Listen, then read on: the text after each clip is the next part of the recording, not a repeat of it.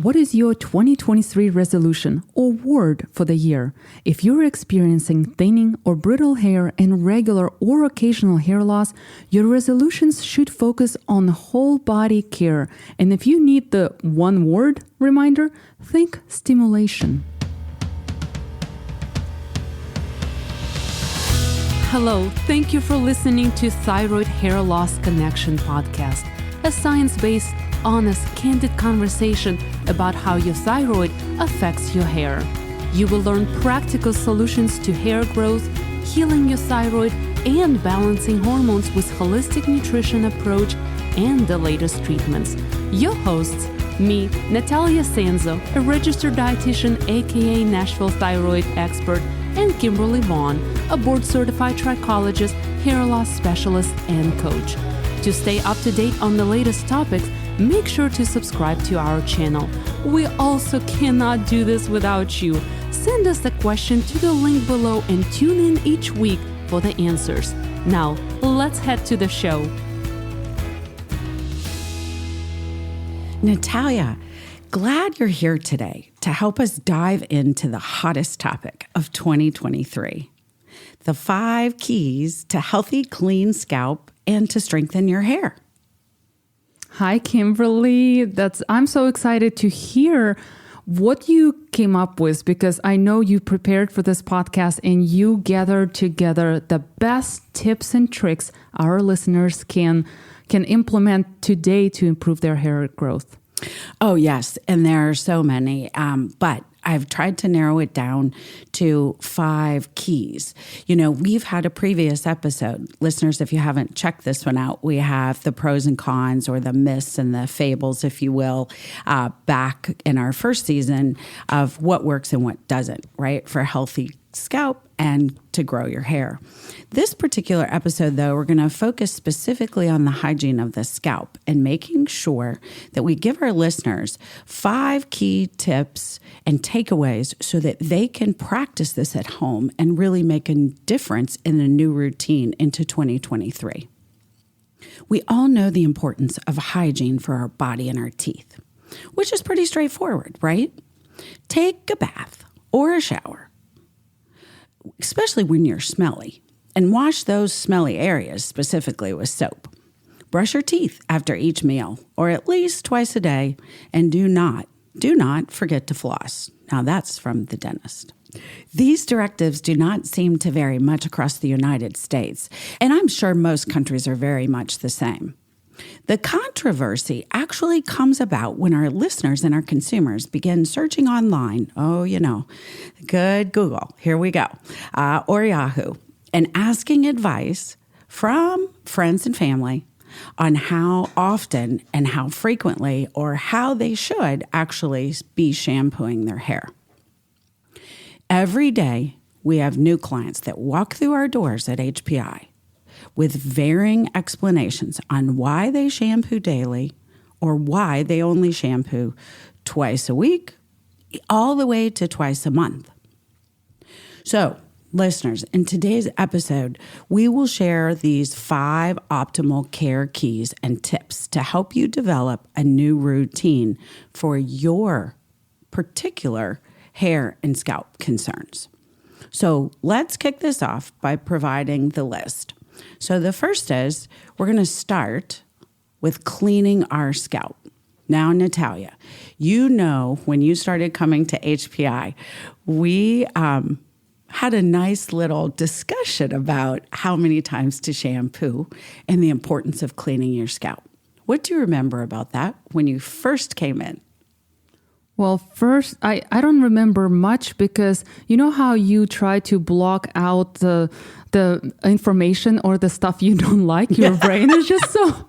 I chose not to listen to very valid points that you were providing. You were telling me that I should clean my scalp better and more often, more than once a week or twice a week. But I'm going to tell you that I still wash my hair twice a week, but because of you now, it's with intention. Right. Now I spend more time in the shower and doing like a 3-step process. I use a scrub first, almost on like damp hair, damp scalp, not with too much water, and then I massage it with the scrub. Then I shampoo, like I do a mask, like a pre-wash. Then I do the actual shampooing. And so now I have a multi-step instead of just stepping into the shower and just getting out of it. Throwing on shampoo and then just go. Stepping out and moving on. Yes. Right. And I'm going to dive into all of those steps that Nataliia talked about. But the one thing I want to clarify, so she used the term scrub. Let's put that on the back burner and let's redefine that in just a minute, okay? So we talk about cleansing. And so the number one thing that you'll see online many times and that you'll hear from stylists or physicians and providers, either one, oh, you should shampoo every day, or the other set says, oh, no, you should start shampooing less.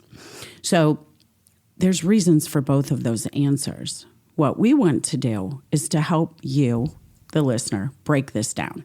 So the first category I'm going to speak about are listeners who are not experiencing hair shedding currently. This doesn't mean that your hair's not thin or it's not fine. It just means that you are not experiencing an aggressive amount of shedding.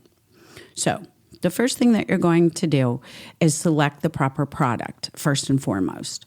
Natural is great. However, not always best if you have an oily scalp.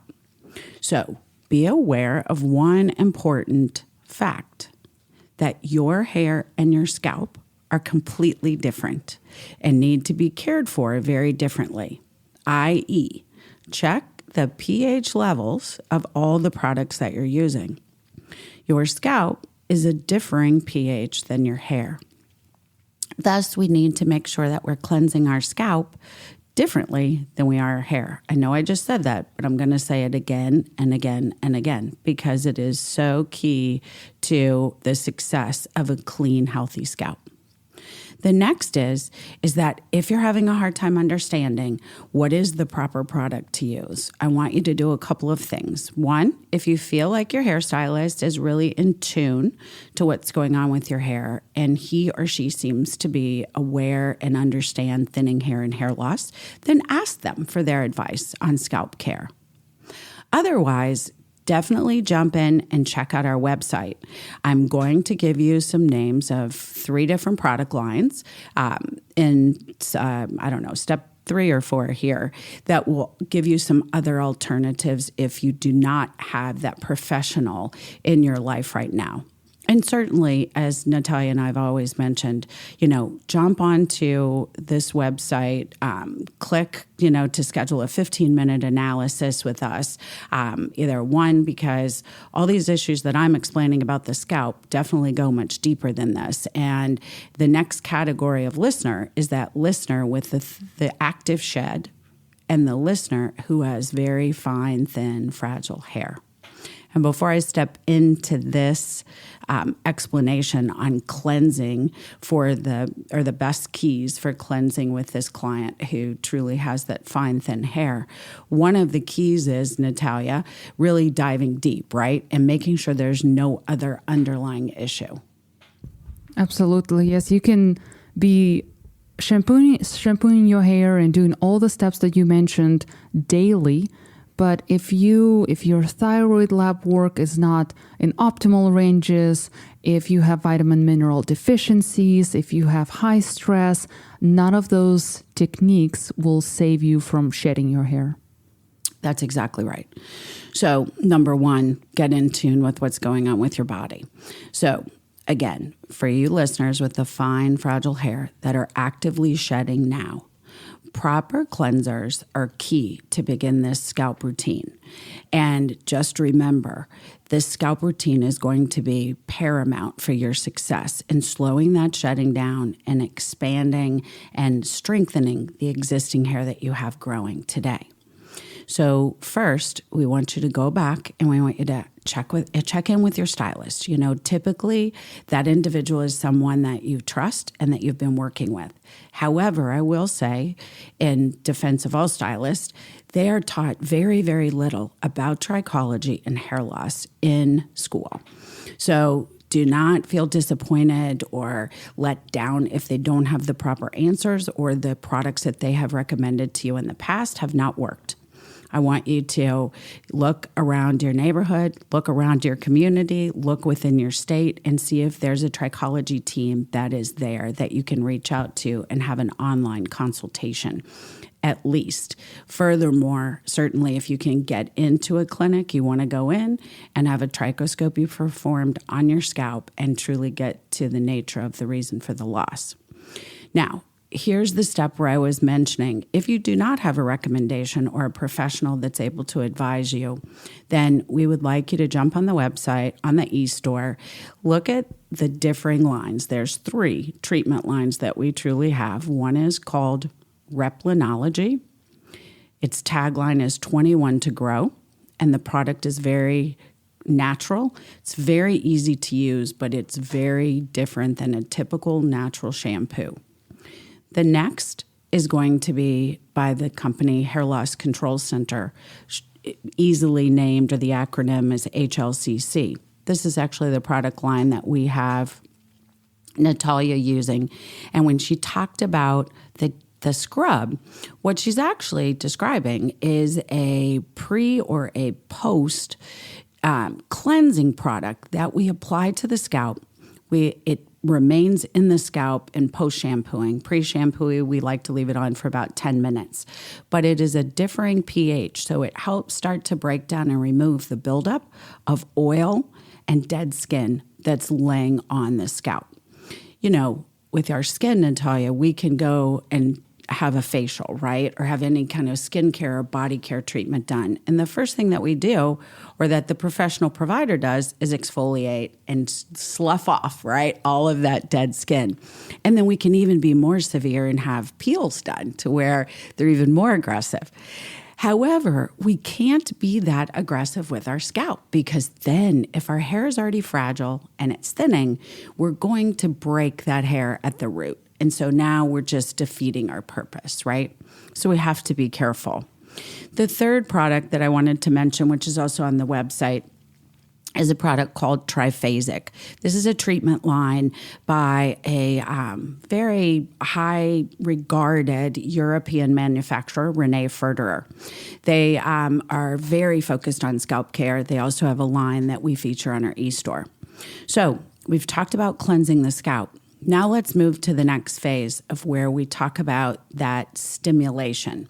This also comes back to what Nataliia mentioned a moment ago about being deliberate, right? So stimulation is key when you're shampooing. The idea is that this scalp massage with the pads of your fingers is key to a proper shampoo. When you're stimulating and circulating the skin around the cranial bone, that's causing stimulation and blood flow and oxygen flow. And that's the key to a healthier hair bulb or hair root. So if for some reason, if you're listening and you have an arthritic condition, or if your hands or your arms are not up for this challenge, you can also check out other types of actual electric devices. But be careful with this, because whatever you do, don't use something with a pointy or a sharp end. You want to use something that's very soft and supple, and you want to move it around on the scalp. Again, this is not hair treatment. This is scalp treatment. Right, Nataliia? Absolutely. I'm paying attention. All right. Then next, here we go. Third is detoxifying. So we're going to use detoxifying instead of scrubbing. So it's very important for this step. So listen closely. This process can be performed at home or in a professional salon, or certainly a trichology clinic. Some of us produce more sebum than others, where some women have very little oil producing hormones left in their system, right? I'm going to tell you, like pre and post menopausal women will start to see that the blood flow certainly, but then also oil production will slow down in the skin as well as the scalp. So when the body produces too much sebum, it can build up on the scalp. Otherwise, when there's not enough, then the dead skin continues to exfoliate itself, but it has nowhere to go. There's no way to remove this unless we support and help this. If we don't help remove the dead skin and the oil, this causes a blockage or a barricade. And so the new hairs that are forming in the follicle are not able to break their way through the line of the scalp, or called the stratum corneum. So think of it as a brick wall, right? It's just not able to get through.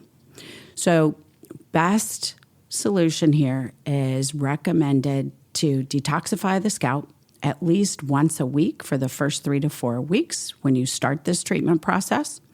Then from there, at least once to twice a month going forward. Step 4, guess what? Stimulate, circulate again, right? So if you're washing and shampooing in the morning, I want you to massage your scalp again at night. Whether you're applying a topical treatment, whether you're misting it with moisture, I want you to stimulate and circulate again. Last and fifth is to moisturize the scalp. So when we talk about a term which always follows shampoo, right, is conditioner. This is not a conditioner that you would think of. This is truly a moisturizer for your scalp. Nataliia, after you cleanse your skin, what do you apply? Oh, I apply half a bottle of dry shampoo. So instead of moisturizing, I actually drying it out, because guess what I'm not doing? I'm not washing my hair for the next 4 to 5 days. Yeah. And Wrong, right? So that's the reason, if we don't moisturize that scalp after we've applied the dry shampoo, or after we've applied any other products, everything continues to dry, and that debris continues to sit on the scalp, and the scalp gets drier and drier. So moisturizing the scalp is extremely important, just as it is with our faces and our skin. And so moisturizing the scalp is different, right? We're going to moisturize with a water-soluble product.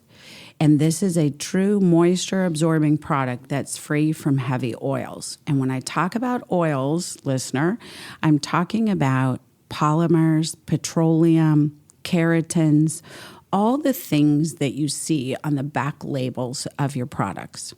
So this is a very, very critical step of getting that moisture onto the scalp, working it into the scalp. Therefore, there probably will need to be a secondary product used for the hair itself. Nataliia has long hair and has color-treated hair, so she's going to use a very different product from maybe, say, her ear level all the way down to her ends, because she's going to need to strengthen that hair and to give it some more keratin for support. So that's my 5 steps. We hope that you've gained new insight and education on how to kick off your 2023 scalp care treatment plan today.